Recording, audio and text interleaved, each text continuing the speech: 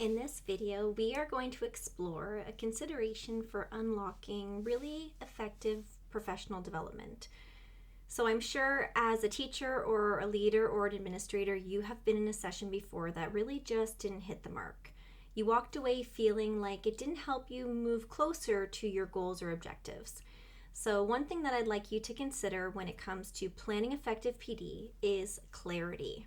And I mean true clarity, where as the facilitator of that session, you can clearly articulate and you have a solid understanding of what you're hoping to achieve during that training. This is really no different than planning a really effective lesson. So in step 0 of the 5 practices, we are establishing learning goals. And the same can be said for our PD session. The first step we want to do when we're looking at time that we're going to have, that really valuable time in front of educators or leaders or administrators, is to clearly define what we're hoping the outcome is. John Hattie talks about effect size, of course, and he has indicated that a huge impact on student achievement in the classroom is teacher clarity. How clear is the teacher on where you're going? Do they have the roadmap? Do they understand that these are the steps that we're taking today to help us achieve this long-term objective? And absolutely, I see a complete parallel to the work that we do in professional development. So I'm going to share an example to kind of walk through the way that I would think about establishing learning objectives for a PD session. So let's say I'm planning a series, and the series is around this larger objective that we want to, in our district, make and connect mathematical representations. I need to think about what that actually means when it comes to lasting, enduring understanding.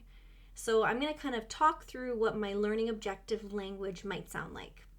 So if we're connecting mathematical representations, I might have a learning objective for my participants in a session to help them realize that even some of the more complex concepts in the elementary curriculum can still be represented multiple ways. Let's talk about, for example, dividing fractions. Maybe the only experience teachers have had with dividing fractions is using an algorithm. How can I help them explore and see that even some of the more challenging concepts can be represented? They can be represented visually, and of course, they can also be represented through context.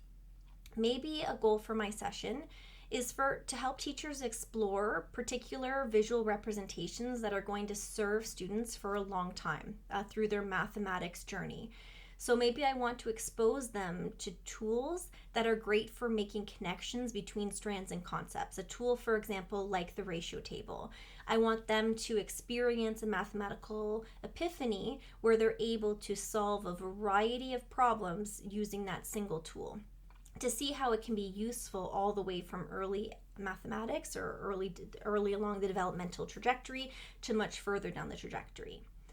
Maybe the goal for my session is to help address the concern that many of us face, which is kind of the pushback we get when a student might say, well, I solved it, I got the right answer, I showed you my one representation, my symbolic representation, why is that not enough? We may even get that same pushback from parents or teachers for them, as well. So in that case, if I want to maybe address that challenge, I might have a learning objective to help participants see that being able to solve a problem one way means that you are great at that skill. You have a really good understanding of that skill. But if you really want to master the concept, if you want to demonstrate true mathematical proficiency, then you should be able to explain it different ways.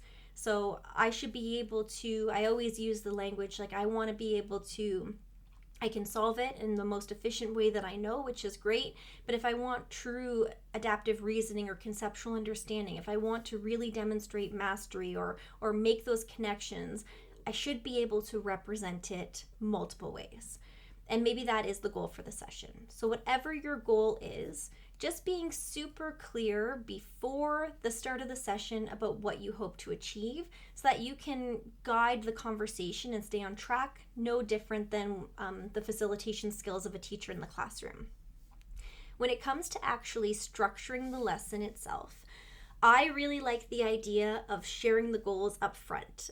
That's my own personal practice, and it's kind of following the advice of the famous speechwriter Dale Carnegie, where he essentially said, tell them what you're going to tell them. So present it up front, tell them, and then tell them again what you just said.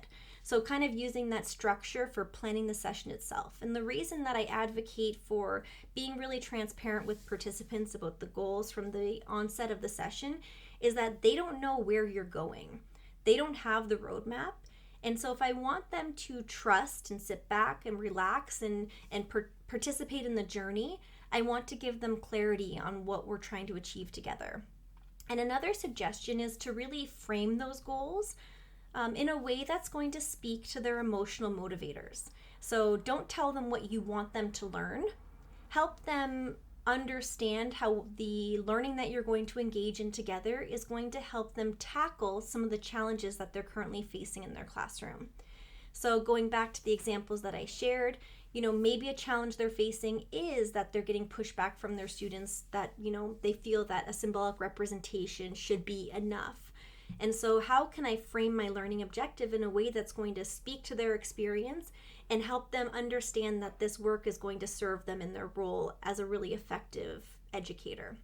So in summary, just to recap the key points of this video, the first consideration for you is to be super clear around your objectives. What are you hoping to achieve through this session? What is that lasting, enduring understanding that you're imparting on participants? My recommendation is to share those objectives up front so that the participants get an idea of the big picture. Where are we trying to go and why? And also framing those objectives in a way that helps them understand that it's going to meet their needs or the challenges that they're facing. At the end of the day, we just don't want our audience guessing. We want them to feel like they are a part of the learning, and that transparency and clarity up front is really going to help us. John Hattie also says too, and I think it's so true, it's like when you have clarity in the classroom, you feel far more confident and ready to respond and answer questions, and the same can be said for a PD session. Clarity equals confidence for facilitators, and so that is the first consideration for planning or unlocking the potential of a PD session.